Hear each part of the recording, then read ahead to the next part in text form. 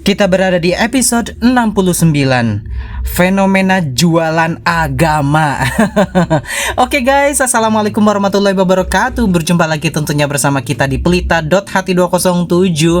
Guys, gue mau ngasih tahu ke kalian kalau I want to silent just for a minute. Kalian dengar suara dangdut gak sih tetangga gue? Kalau kalian dengar, sorry ya kalau agak sedikit keganggu karena di kuping gue kayaknya keganggu. Tapi karena mikrofon podcast gue ini harganya mahal sekali, sepertinya bising-bising suara-suara seperti itu gak masuk ya. Nah, gue pengen ngasih tahu ke kalian kalau gue rekaman ini di musim hujan ya. Jadi gue pengen ngasih tahu ke kalian kalau musim hujan itu musim yang rawan banget rawan banget flu dan juga terkena berbagai macam penyakit ya, tapi tidak penyakit menular seksual ya, kalau itu lain lagi. Oke, dangdutnya kayaknya udah berhenti deh. Nah, jadi kalian tuh perbanyak minum minuman imunitas kalian ya, seperti jahe dan lain sebagainya. Oh, gue lupa, gue juga punya produk susu kambing etawa dan itu juga bagus banget untuk metabolisme tubuh kalian. Kalian bisa cek aja di Pelita Hati Store yang ada di Tokopedia, Lazada, TikTok dan juga Shopee. Dan di YouTube Reels juga ya di Pelita Hati Store, karena gue juga punya akun YouTube lainnya. Nah, siapa nih yang di antara kalian yang belum subscribe? Ya ampun, silakan subscribe sekarang juga, karena Pelita Hati 207 itu udah ribuan subscriber. Masa kalian itu masih bengong aja dan gak subscribe sih? Dan itu juga kayaknya fatal banget deh, karena Pelita Hati 207 itu adalah isinya adalah informasi ya, hiburan dan juga podcast ya. Kita bahas-bahas sesuatu aja. Dan bagi yang sudah subscribe, saya ucapin terima kasih banyak ya, karena dukungan kalian, support kalian, like kalian, share kalian, komentar kalian itu juga sangat membantu banget ya untuk perkembangan channel ini. Gue juga ngucapin terima kasih banyak kepada Jahidel Afif, salah satu editor gue yang tetap terus semangat tentunya dengan aktivitas dan pekerjaannya. Nah, gue mau bahas tentang fenomena jualan agama ya kan. STMU isehake orang. Ya kono didol neng glodok. Jadi ya ini bukan tentang es teh ya, tapi ini tentang banyak sekali ya di antara kita tuh dikit-dikit jualan agama gitu. Emang laku banget deh ya yang namanya jualan agama di Indonesia ya, tapi kalau di luar negeri sepertinya tidak ada deh. Jadi ada fenomena di mana kiai ya kan, atau ustadz atau orang yang ditokohkan begitu ya, kakinya dicium, terus tangannya dicium, terus wah seperti diagungkan seperti itu ya, dengan begitu banyak follower di sosial medianya, pengikut di offline-nya seperti itu. Ini kan seperti menjadi fenomena. Dikit-dikit cerita tentang saya pernah dengan guru saya terbang ke bulan gitu. Nabi juga gak begitu ya kan. Nabi juga sekali dua kali. Cuma sekali doang, itu pun Isra Mi'raj gitu kan. Ini kayaknya ceritanya tuh kayak dilebih-lebihin gitu. Nah, fenomena-fenomena ini tuh kan bikin gue geram ya, dan bikin gue pengen menyadarkan para SDM, sumber daya manusia yang ada di Indonesia ini yang relatif low, bad alias relatif tidak begitu tinggi-tinggi amat, agar mereka itu sadar bahwa kita ini manusia sama, derajatnya juga setara seperti itu. Tidak ada hal yang patut didewakan dari kepintaran seseorang yang lantas dengan kepintaran itu kita nganggap orang itu seperti dewa seperti itu. Nah, jadi gue pengen memberitahu kepada kalian definisi kiai ataupun ustadz ya, dan juga fungsinya. Nah, kenapa kiai ustadz ya yang akan gue bahas? Karena mayoritas kita memang muslim ya, jadi otomatis saya bahasnya juga banyak di mayoritas, sebab saya juga seorang muslim. Jadi saya tahu banget tentang hal ini. Kalau misal pendeta, romo, kemudian bante, dan juga ada suster ya, yang mereka pemuka-pemuka agama atau apa sih yang di Hindu itu, kalau nggak salah pendeta juga ya namanya ya. Sorry ya, pengetahuan gue tentang kehinduan agak tidak semaksimal kalian ya. Nah, jadi pengertian kiai ataupun jadi ustadz itu artinya pengajar ya. Jadi ataupun kiai ini juga sesuatu yang membawa amanah untuk menyampaikan ilmu agama kepada banyak sekali masyarakat seperti itu. Dan fungsinya sendiri adalah mencerdaskan kehidupan bangsa, mencerdaskan umat, kemudian menggiring umat dari jalan-jalan kesalahan menuju jalan-jalan kebenaran seperti itu. Jadi kemudian banyak banget orang-orang yang berstatus ustadz tapi pada saat kampanye dipakai misal hanya untuk hanya untuk mengisi ataupun mendulang suara dari calon legislatif dari partai-partai tertentu. Hal-hal yang seperti ini malah jadi jualan gitu.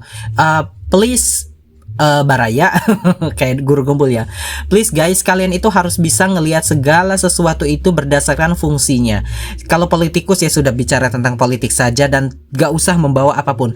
Kalau kemudian kemarin salah satu calon bupati yang ada di Provinsi Lampung, di Kabupaten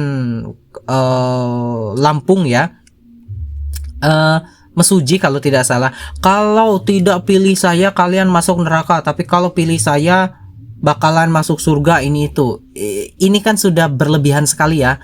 Dan yang milihnya juga ya Allah ada aja. Kenapa ya masyarakat kita itu nggak pinter-pinter ya? Masyarakat kita nih ya Allah ya Robi ya, sampai gue tuh geram sendiri ya. Itu kalian sudah ngerti ya tentang fungsi dari kiai ataupun ustadz seperti itu. Nah, berikutnya adalah semua penceramah itu awalnya itu juga ikhlas, sebab masih minim sekali pengikut. Kalau kalian perhatiin para ustadz, para kiai yang awal-awal banget mereka itu merintis karir mereka di dalam perdakwahan. Baru masuk TV lah, terus kemudian baru masuk radio lah, baru masuk podcast lah, baru masuk atau baru manggung sekali dua kali dengan panggung yang apa adanya, dengan jumlah jamaahnya mungkin masih 50 lah. Ya memang Masya Allah menyampaikannya penuh dengan berapi-api, ikhlas, semangat, dikasih amplop berapapun kayaknya hajar gitu kan, diterima aja dengan berdalih kita tidak mikir-mikir tentang amplop segala macam lah seperti itu ya. Ya itu seperti begini teman-teman, kalau misal kita baru pertama kali masuk sekolah, ya kayaknya seminggu 2 minggu emang semangat banget ya, karena sesuatu yang baru itu membuat kita semangat. Atau kita baru dipromosikan di perusahaan kita, diangkat dari jabatan sebelumnya ke jabatan yang lebih tinggi, maka kinerja kita seperti yang berapi-api, semangat dan tulus, ikhlas.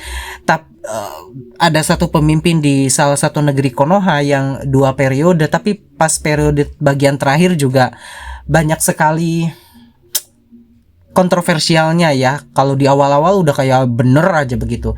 Jadi memang segala sesuatu itu kalau di awal memang bagus, semangat, elegan pokoknya, tetapi makin kesono kan makin tidak, ya seperti itulah ya gitu. Jadi yang berikutnya nih ya, masih aja banyak pengikut sebab masyarakat ini ya, masyarakat Indonesia ini terlebih ya, itu masih religius. Nah, balik lagi nih dalam pertanyaan tadi, kenapa hal-hal yang semacam ini masih banyak pengikut?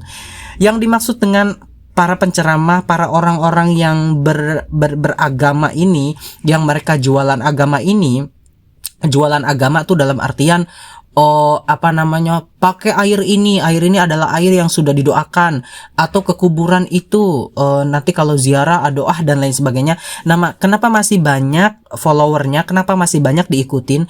Karena masyarakat Indonesia ataupun masyarakat kita lebih banyaknya adalah masyarakat yang religius. Jadi kita itu masyarakat yang beragama, sehingga kalau disentil tentang nasionalisme ya kurang berangkat.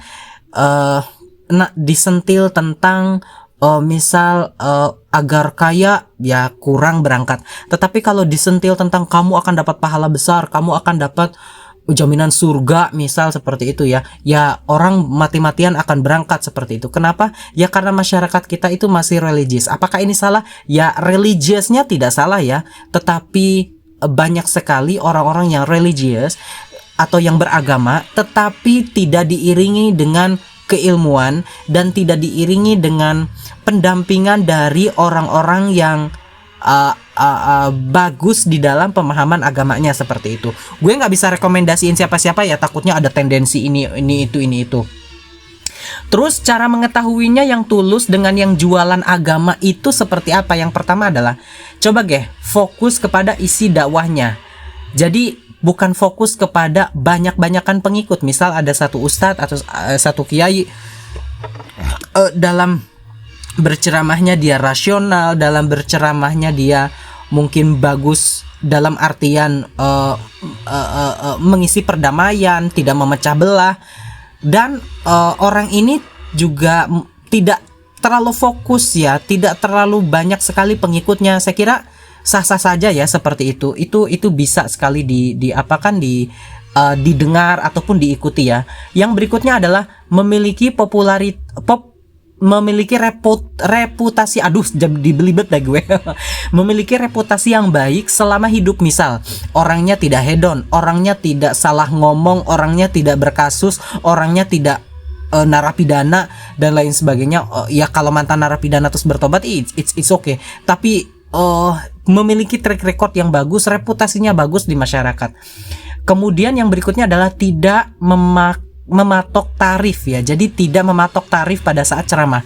Ya memang sih kadang dibayar oleh panitia, tetapi kalau misal si penceramahnya itu terkenal mematok tarif, udah deh per ceramah 2 miliar, udah deh per ceramah 10 juta. Nah, ini sudah ada indikasi-indikasi tidak begitu bagus ya, tidak begitu baik untuk ditaati. Nah, itu aja nih penjelasan tentang fenomena jualan agama yang ada di Indonesia. Laris banget tentunya. Tuh kan udah tetangga gue nyalain mesin itu deh. Nah, itu aja penjelasan dari gue, Pelita Hati 207, dan terima kasih banyak. Wabillahi taufiq wal hidayah. Wassalamualaikum warahmatullahi wabarakatuh.